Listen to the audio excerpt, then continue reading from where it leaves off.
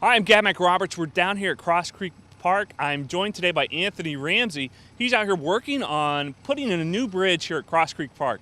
Now, there used to be a pedestrian bridge that was here, but during Hurricane Matthew several years back, the water was so high it actually washed out the bridge, made it a dangerous place for pedestrians, so they had to close it and tear it out. So Anthony Ramsey is the project manager, making sure everything that comes in is successful. So tell me a little bit about this project. First off, how long do you think it's going to take to get this project completed? Well, we've been working on this project for the last 6 months, trying to get all the nuts and bolts together. So we're looking now, we're under construction time probably, we're looking at about 4 weeks. And basically what we're going to do right now, we're constructing the abutments. And once we get the abutment in, we want to come in and put our bridge in on top of the abutments.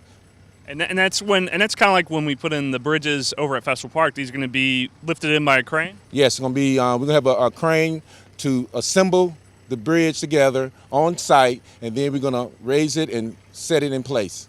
Now, as I recall, the last bridge that was here had some steps, and this new bridge is not going to have steps. It's going to be a smooth grade, so if you're on a wheelchair or bicycle, you don't have any more steps to contend with. Yeah, that's correct, because the older bridge had a 6-inch step here, then it had 21 inches on the other end, and what we did, we raised all that together to make an easy ramp on with bikes and make it ADA accessible.